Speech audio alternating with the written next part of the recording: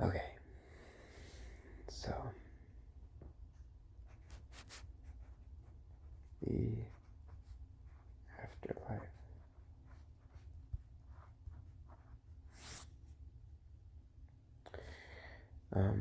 The first thing I want to talk about are the two things that to me are what we call truths, or I like to call them for sure's. And I'm sorry for my handwriting.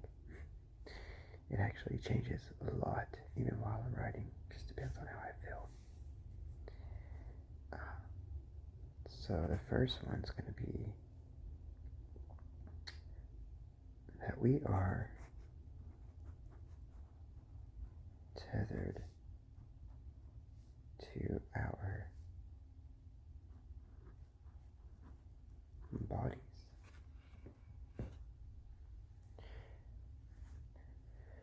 And I've got some notes here on the side for myself. So I'm just going to read out what I've written down really quickly. Okay, so if there is an afterlife that you can experience when your body dies, then we know for sure that if nothing else, at least you will know that some conscious form of you is alive due to you being able to realize that there is something after this. We'll get a little bit deeper into that. But why I'm saying that right now is because if you are experiencing an afterlife, and then here on earth, we somehow bring you back, we bring your material body back to life,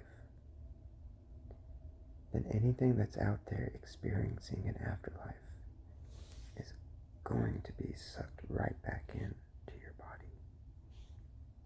So let's say this is like your dead body, right? And then your little soul, or your, I like to call it just your conscious mind, it's over here seeing the afterlife. You're experiencing it right then. Like the stories of people coming back and saying that they have experienced something, and then being told, well, you are dead. How is that possible? You are completely brain dead. Well, now, let's take this person and bring them back. Let's say they got some defibrillators. Those are terrible defibrillators, but they worked, obviously. And what's happening is that your poor little conscious little soul is saying, wait a minute.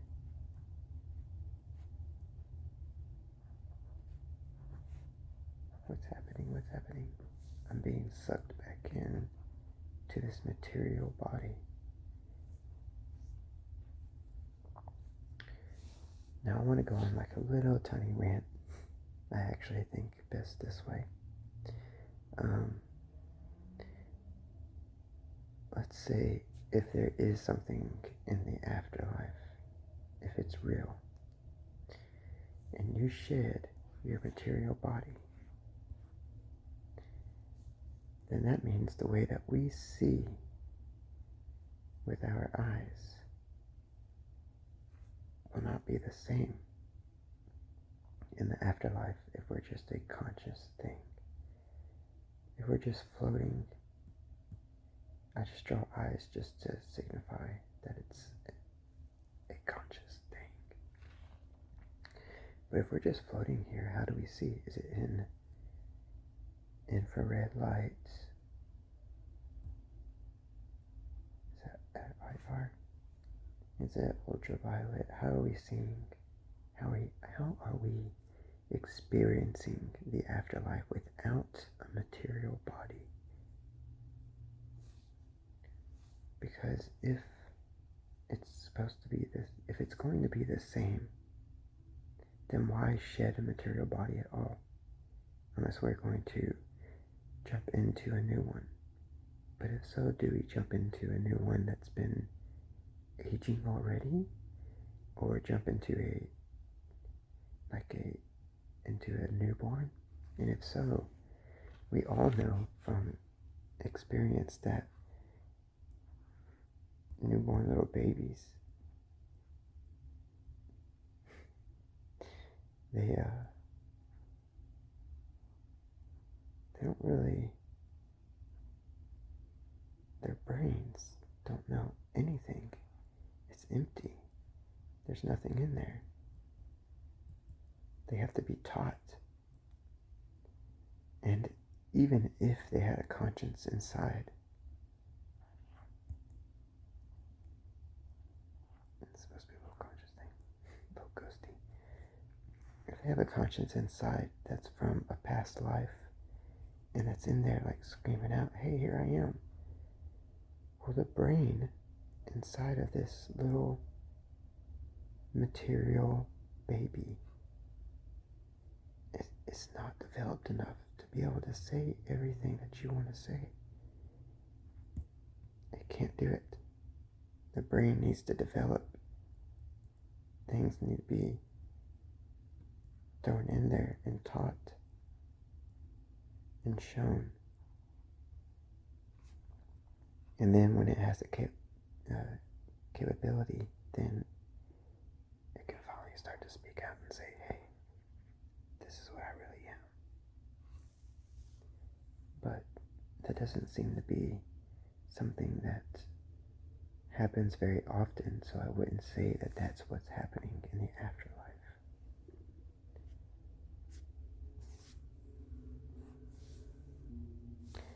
But for sure we know that we are tethered to our material bodies. If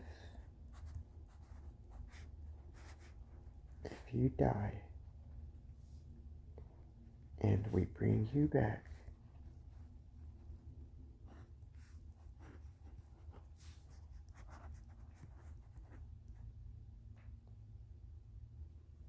that means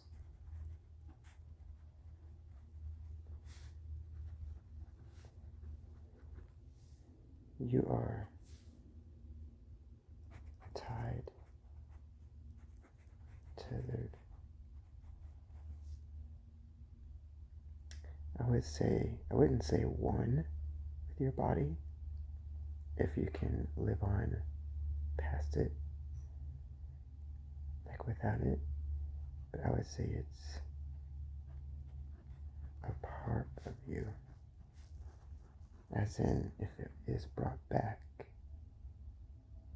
the other part of you is brought back as well. The conscious part is brought back. It's like a machine that has a computer attached to it. At first it was just a manual machine, but then you attach a computer to it. But without the machine, the computer is nothing. And if the machine breaks down, the computer, like a consciousness, can be, let's just say, out there doing anything or just sitting there doing nothing. But once you start that machine up, it's drawn back and it's gone back to its function that it's meant for. If it was sitting there dormant, it goes back to the machine. So your body is like a machine in a way. We only need it to walk around and experience what's around us. But if our conscious lives on, then how do we experience? Alright, same video, but I did this part in a different time. And I apologize if you can hear the little hum in the background from the refrigerator. I really need to stop caring about that, since I only make these videos really just to make them And everyone who watches them and the subscribers I get, that's just extra. I'm not really trying to do that. So I should probably not worry too much about the hum of a refrigerator. Alright, so I think I was talking about that I had 2 for sure's. So I'll end with the first for sure. That we are tethered to our bodies. And my second for sure is, which I probably just talked about, is the one thing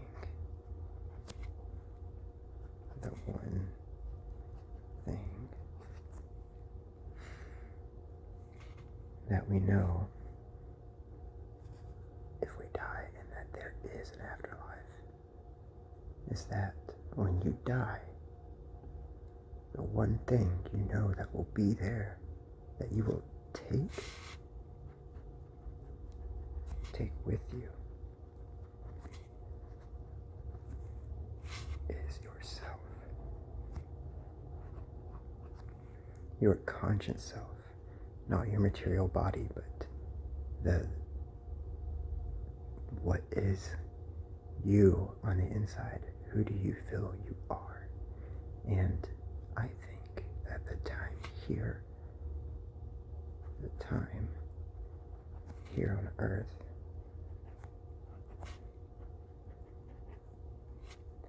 is for you to figure out who you are. I did that part really weird. So, all this time on earth is meant to figure out who you are, so that when you die, you will already know who you are, and you will be hopefully happy with what you take with you in the afterlife. So you've got to try new things. Try things. And don't be afraid to fail. A lot of the success stories, and a lot of Hollywood success stories, at least the ones I've heard, almost had absolutely nothing before they finally made it, had their big break. So I think the second for sure is that when you die, you know that it's going to be you that will be there in the afterlife. Even if you die and there's absolutely nothing around you, but you realize there's nothing around you, well, you are there realizing that. So that means that you at least took that part of yourself, whatever form that you are. You took who you are in your mind, all the experiences on earth, everything that you've done here. It's weird just to say, to call it earth. So yeah, second for sure, that's done. So now, erase this. Let me read what I've got in my notes. So I've got some, I guess I call them hypothesis.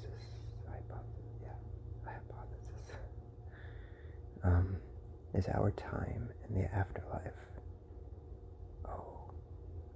Is our time in the afterlife what your brain does right before death, or right as you come back?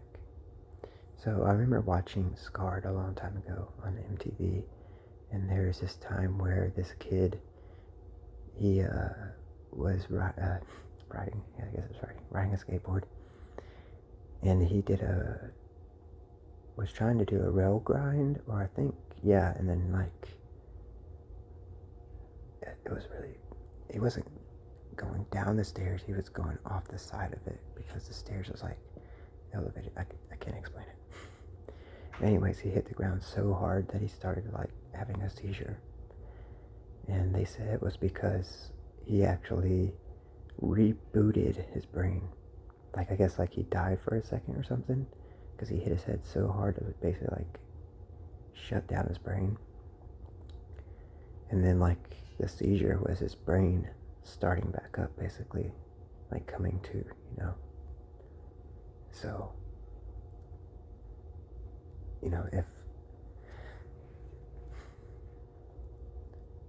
what if like whenever you die, just the moment that things go lights out, your brain is undergoing something it's never gone through before, and so many things are probably happening at that time to it.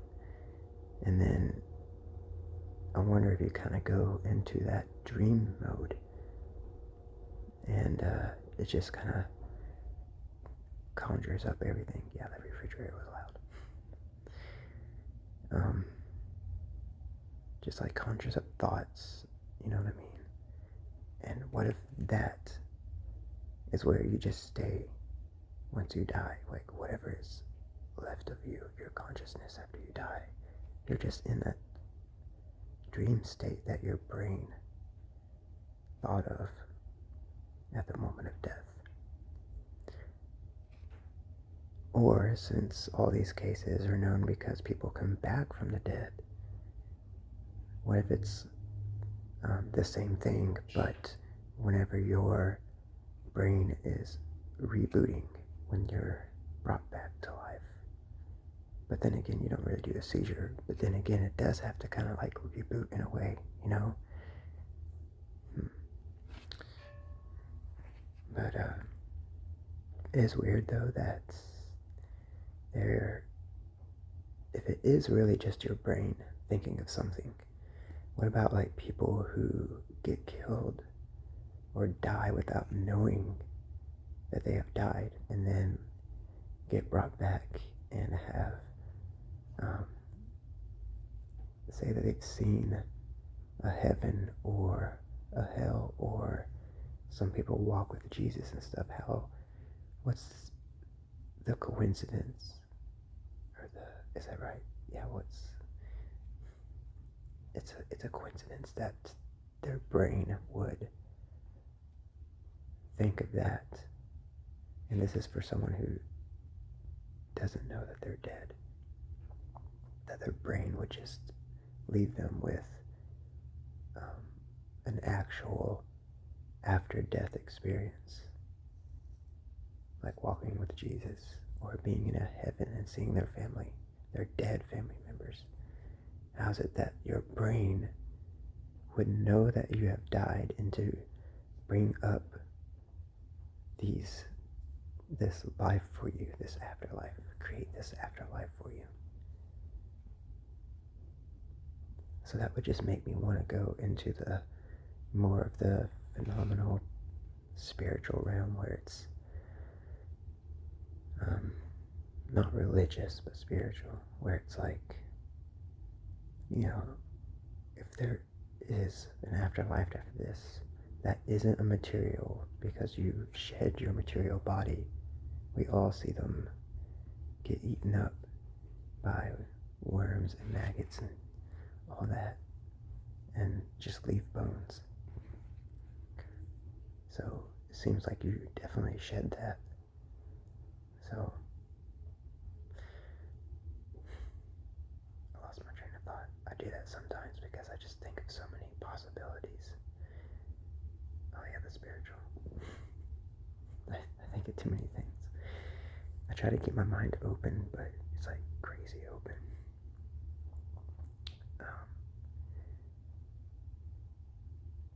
Yeah, like it has to be something different out there besides just the laws of physics and the laws of everything that we have learned. There's got to be something else. If there's any chance that a part of you lives after your brain basically just shuts down.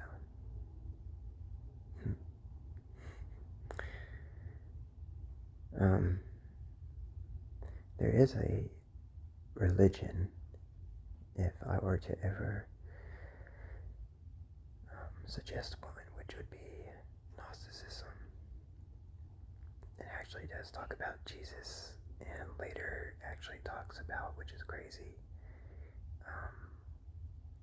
the birth of the Christian God.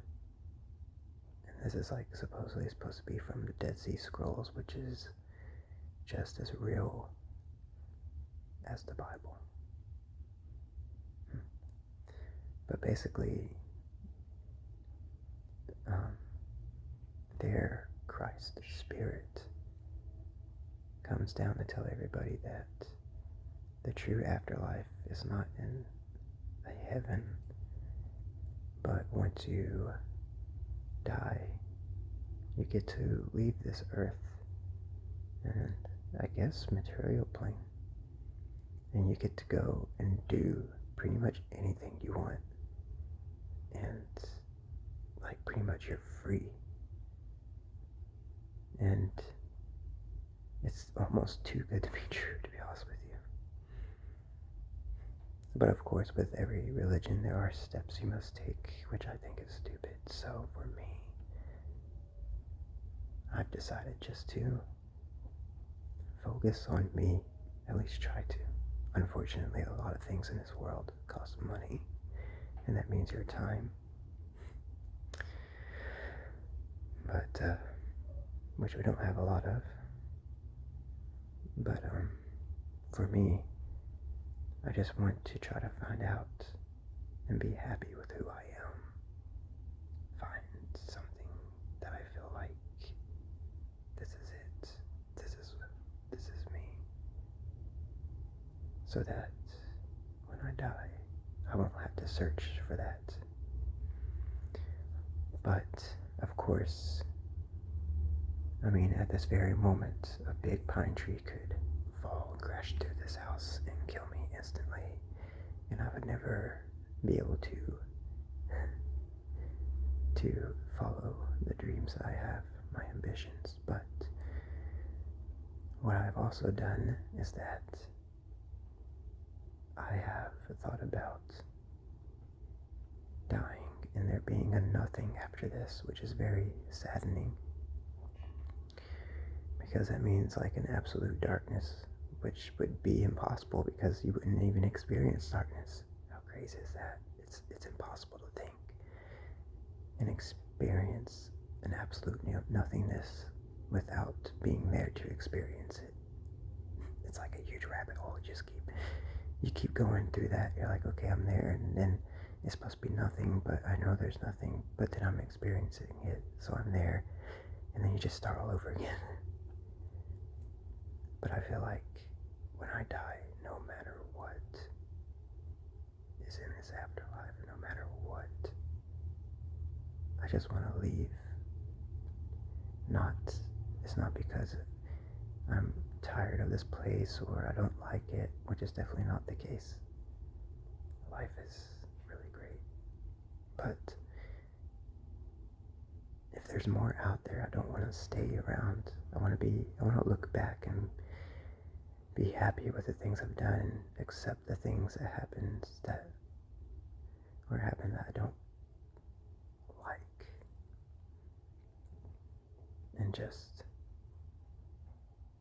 move past it all and go on. But if it's true that you can go out there and venture everywhere in the, I guess, space and the vast of nothingness and just everywhere, I want to just keep going and going and going and going until, which is impossible to catch up with the edge of everything, which is called the ineffable in the Gnosticism. It is the edge of everything. I call it the edge of everything. And I just want to go as far as I can until there's like almost nothing, and just turn around and look at it all behind me, and just then choose, kind of like for me when I'm at a store get something, mostly because I'm stingy with my money. If you don't have a lot of money, I like to look at everything before I buy something, because it's a terrible feeling, especially whenever you just accept it and move on. It still nags at you for a little bit when you find something that's better or almost the same but at a lower price. It's very annoying. So let's say there are gods out there, different gods. I would definitely like to just go past all of it and turn around and then look at everything and choose. But I kind of want to go into a little something. So in Gnosticism, it's all about you have like kind of like the Big Bang. That's why I like Gnosticism a little bit. I don't believe in it because it gets too muddy, like everything.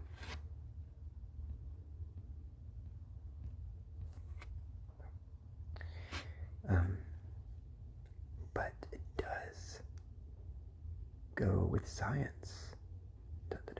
Really weird. So it talks about kind of like a Big Bang. All of a sudden, just happens.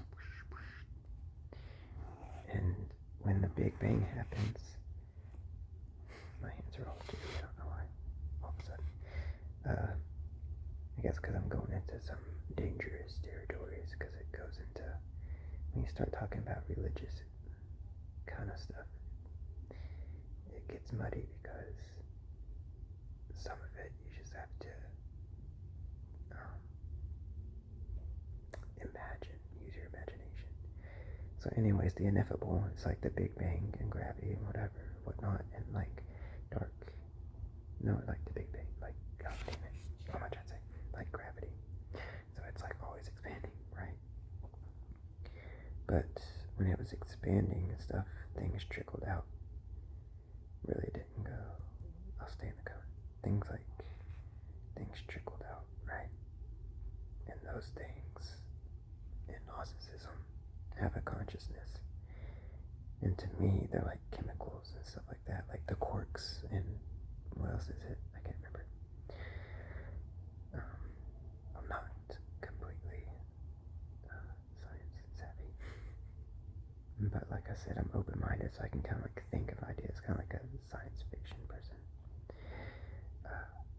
But the things trickled down and interacted with each other, which I would think is like the chemicals, the quarks and whatever, like attracting one another, and created something new.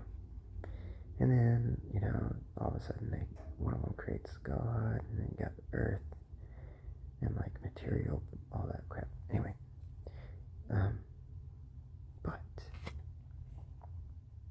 to me, it made me start thinking about, okay, so we're going to take this color green, and we're going to say,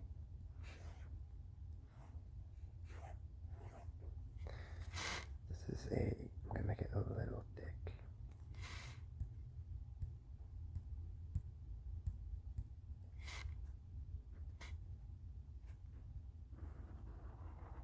It really would be like really thin, I would think. Anyways, so let's say this is space, right? Because you can't have something if you don't have space. And I'm not talking about space with stars and stuff. I'm talking about like room. You need room. Like if you get a couch, you can't put it in your house if your house is completely filled up. There's no room. There's no space. So I've got two ideas. So here we have, we'll call it a room, which is also like you have room, right? So I guess was it dark matter? Everyone's always asking about dark matter. What if the room is dark matter, right? Or is it negative energy? I don't remember. Anyways. So it's always there, right? Because it's like space is mostly that. So that was what was there already, just nothing but that. And then all of a sudden you had the Big Bang, right? The Big Bang. So you have room for the Big Bang to happen. But let's say whatever it is that's in the room, dark matter, or whatever it's going to be, or is, there are some people who believe that when the Big Bang happened, it's like energy and force is pushing outward, but it'll eventually slow down, and then I don't know, I guess like just stop, or be crushed in on itself, or something else. But supposedly we have found out that it is actually not slowing down, but speeding up. But let's say, just because the Big Bang happened so long ago that we think it should be slowing down by now, but what if at this time now it's just in its early years? Let's say like it's like only like 6 years old now. If it was a kid, it's just a little kid. It's not even very old. So like way later it could eventually start to slow down. But I think what if you had the Big Bang and it's pushing it outwards, right? And they always show it come like this, but I always thought that maybe it would just go out everywhere, right? So it ripples, I guess. Right? And it's going outwards.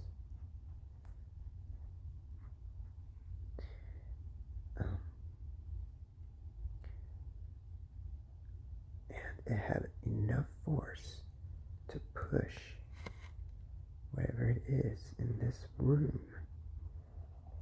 to push it. I'm just gonna like try to make it a little bit thicker here.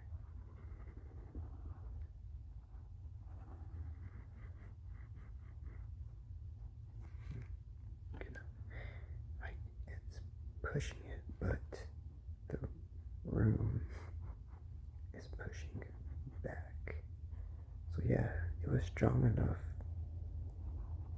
to push it out, but eventually will it slow down after like way longer than now? I don't know.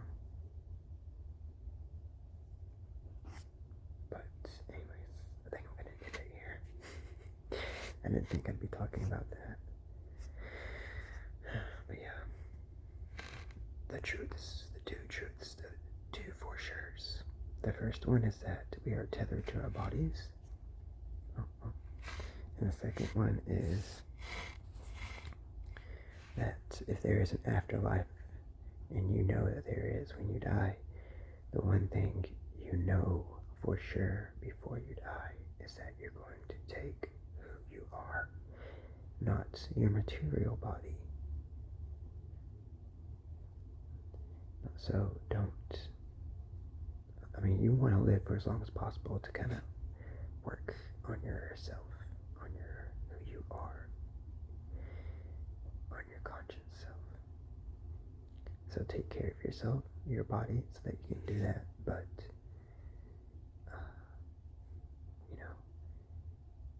don't worry too much about it, because it's not important. And if it is, I'm sure we're going to get a new one. So yeah, just work on yourself before